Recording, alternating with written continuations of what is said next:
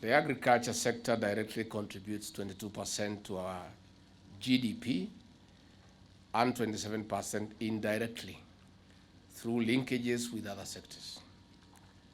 While the sector is a source of employment of about 40% of our population, over 70% of the rural people are working in agriculture.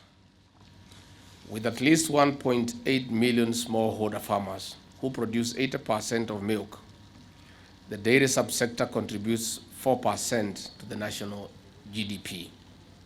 This is through the annual milk production of about 5.2 billion liters from dairy cows, camels, goats, and sheep.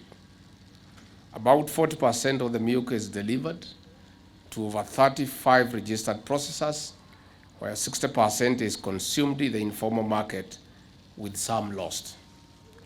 The government aims to double processed milk to about 3 million liters a day for higher returns to the farmer. In return, this will double to 8% the contribution of the milk subsector to our national gross domestic product. With a capacity of 4.5 million liters per day, we can turn the tide for the farmer to deliver milk to the processor instead of exploitative brokers. Doubling the deliveries also means we are not only improving our food security, but also multiplying direct jobs from the current 750,000 to over 1.5 million people. This is rather urgent in contributing to sorting out our unemployment crisis. Further, dear farmers, our livestock is known for the release of greenhouse gases. Majorly methane, biogas from animal waste is contributing to preserving our forest as we strive to 100% transition to renewable energy through integrated farming. In addition, manure from the livestock is rich in minerals for organic farming. While the government has invested in modernizing the facilities of KCC, we need results, especially in strategic stabilization of milk prices. That is why a state-owned entity is a player to cushion the farmer and the consumer against market forces like fluctuation of prices. For instance, with the current rain across the country, there is milk glut. Some processors have announced a reduction of milk prices per liter by up to Kenya shillings 2.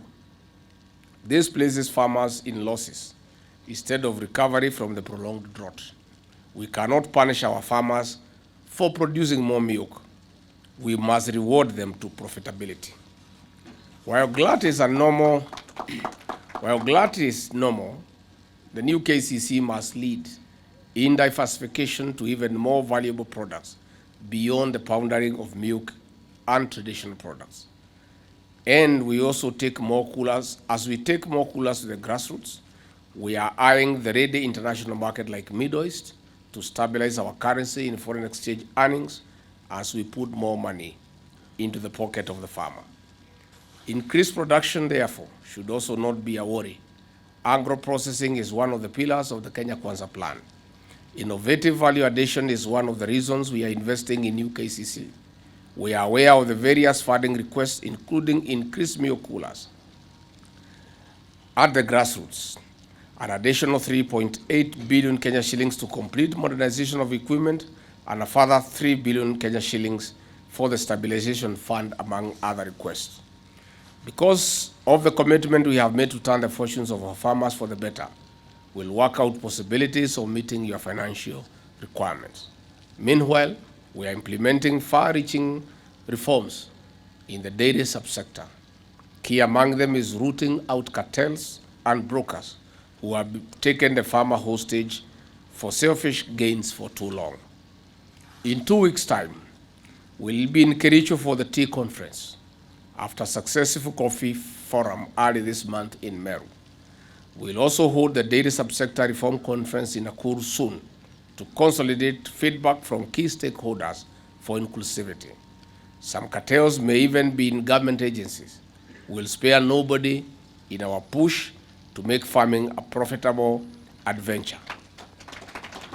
The sweeping starts from the farm gate to the consumer of milk. Besides, we'll ensure the cooperative movement is farmer-centered. Beyond the reforms, we'll enhance our interventions with the county governments in boosting production through good animal husbandry practices, above all, bringing down the cost of production per litre from about 30 to 35 shillings to a low 20 to 25 shillings. Asanteni sana.